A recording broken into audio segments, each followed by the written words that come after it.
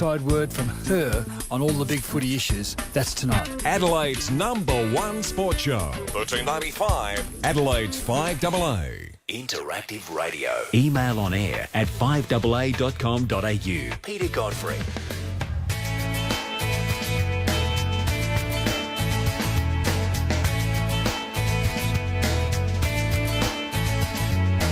$13.95, Adelaide's 5AA, 19 minutes past 5. Let's get some news from over in New Zealand. Selwyn Manning from livenews.co.nz. How are you, Selwyn? Yeah, very good, Peter. How are things over there? Oh, not too bad. Getting a bit chilly and all that sort of stuff, but it's the time of the year. It is. It's a winter's period, yeah.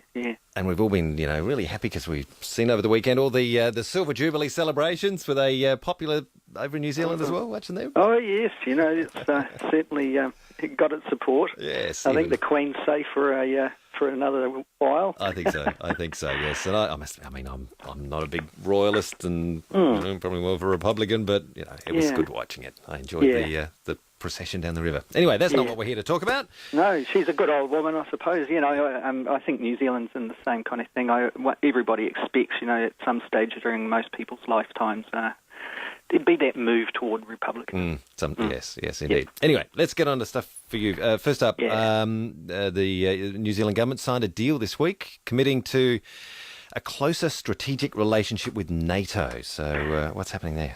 Yeah, this is a deal that really is born out of the commitment of the New Zealand contingent up into Afghanistan. It seems that there are parallels here to what's happening with Australia. The head of head of NATO is going down to Australia next week. Our Prime Minister John Key was over at the commemorations for the Queen's Jubilee, so he'd nipped over to North Europe. Where was it? Brussels. Somewhere like that, anyway, and signed a deal where it's committing New Zealand to closer security relationships. And what it comes down to, it looks like the Secretary-General, he indicated that it puts down practical steps where NATO and New Zealand will deepen that security cooperation, and that includes, in cyber defence, disaster relief. Another thing he mentions is crisis management and joint education and training. So all of these kind of things he is saying are really important to try and make sure that there isn't a delay should there ever be a need like Afghanistan arising again, a need for countries like New Zealand. And I'd imagine that there'll be similar things coming out next week in Australia as well. This is basically formalising it. Now, why I'm raising it is really it's establishing a bit of a trend. If you think back to the 2000s when the Labour-led government was here in New Zealand, you saw New Zealand standing back and being more independent of the big security bodies. And certainly with the United States' efforts into Iraq, New Zealand stood back and says, no, it's not UN sanctioned. We do not agree with going in here. We're going to stand independent of this. The Afghanistan campaign was different in the sense that it was UN mandated. New Zealand became involved in that in the way that it embedded up in Bamyan province that transition to Afghanistan's security control recently, and this seems to be applauded by those who have taken part up there. So all of this and this trend-setting kind of thing, it's showing that New Zealand is more engaging under the national-led government with the security apparatus, the Western-leaning security apparatus, while trying to maintain its trade-led kind of policies with the Asia sector, certainly with China. Okay. Is it likely to have any impact in regard to, say, ties with China? Will they see it differently at all, do you think, or is that a non-issue? To date, what we've seen from China is it seems to be quite satisfied that its relationship with countries like New Zealand is on a trade-led basis. Although we noted early this week, the Russian President Vladimir Putin had been down into Beijing and had signed a closer military alliance with China. So it may be that we see Russia and China actually moving into a more significant space in that regard. Whether or not that changes the dynamic between countries like Australia and New Zealand that security-wise lean toward the United States-led efforts, trade, certainly China.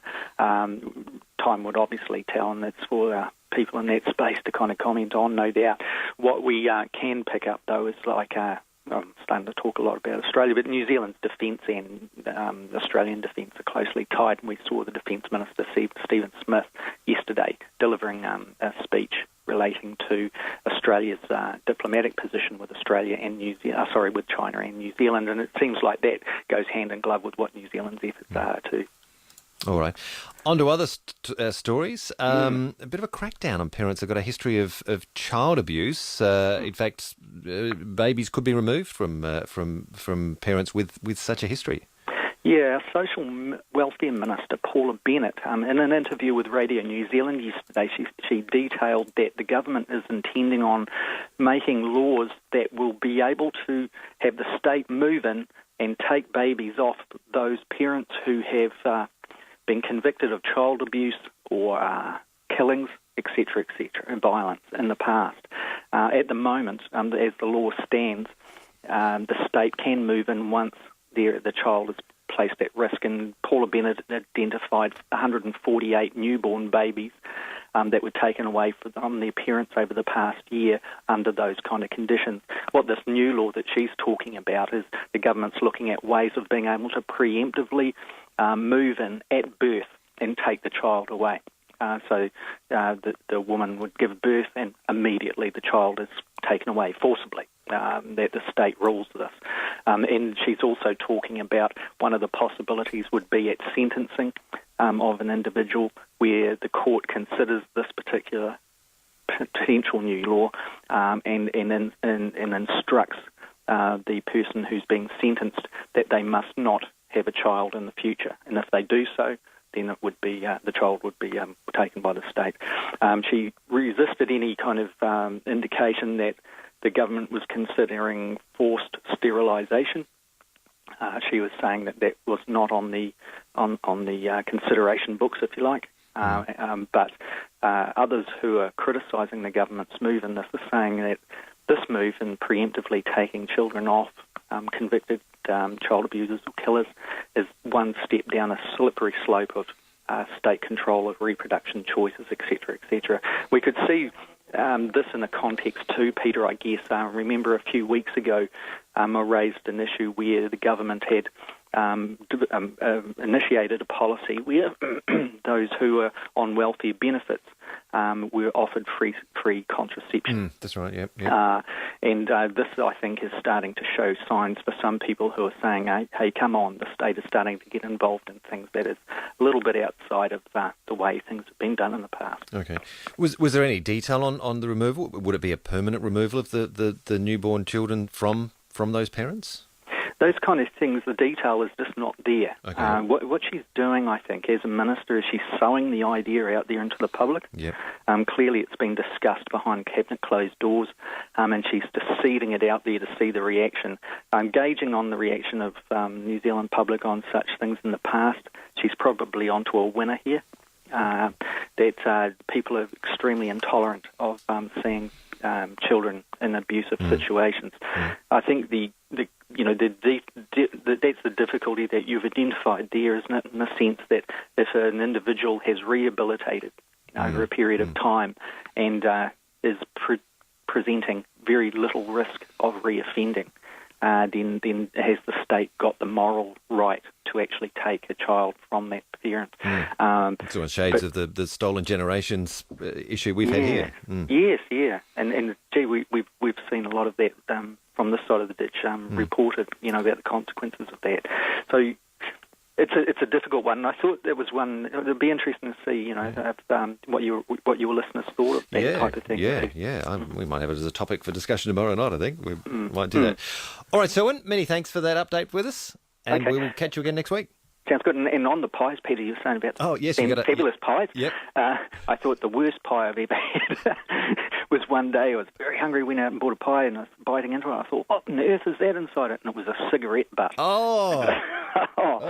That was a shocker. Oh, so, yes, that'll put you off them for life. Just to balance out the yarns about the good pies. And whilst you brought up the pies, our pie floater hasn't made its way across the ditch, has it? No, it hasn't. Do you know you don't know what a pie floater is? No. Oh, okay. It's a pie in a bowl with mushy pea soup. Ooh, it's beautiful. Doesn't sound too floaty. Is it nice? Is it? If you ever get to Adelaide, Selwyn, I'll shout you one. They're beautiful. Might be worth a trip, you reckon? It's worth a trip. It's worth the plane flight, absolutely. It must be good. It must be good. It is. All right, Selwyn, have a great week, and we'll catch you next week. Thanks, mate. Bye-bye. Cheers. Selwyn Manning from New Zealand. You can read more about what's happening in New Zealand. Head to his website, livenews.co.nz. All our news coming up in just a moment. Anne Stone with news, sport and weather. Neil. It's Niall. It's Niall. No. How do you help advertisers get found online? Website optimisation. Keywords, search terms, etc., etc. Etc. That gets them nearer the top of all the search results. Wouldn't it be better if people just searched for specific brands? But you can't tell people what to search for. Well, you can on radio. No, you can't. Yes, you can. Really? New research shows that people are 6 times more likely to look for a specific brand online if they've heard it advertised on radio. Can you tell me what to search for? Commercialradio.com.au. Yeah, now he's getting it. People really connect with radio. Angus Securities, Adelaide's fixed interest specialists. 5:30 on 5AA, fine and sunny today with a top of 14. I'm Anne Stone with Adelaide's Comprehensive News. There are suggestions a prostitute could face jail after changing her story that she slept with embattled MP Craig Thompson. Michael Packey reports from Canberra. An escort who claims to have been offered $60,000 by Channel 9 now says she can't be sure if Mr Thompson had been a client. Appearing on the rival 7 network, the woman says she was in New Zealand at the time of the alleged encounter in 2005. Her lawyer, Michael McMillan, says his client is sorry and knows the consequences given she signed a statutory declaration at the time she made the original claims. My client's devastated at what she might have done to the reputation of Mr Thompson, and she wants to set the record straight. The woman says she told Nine she was no longer a credible source 3 days before a current affair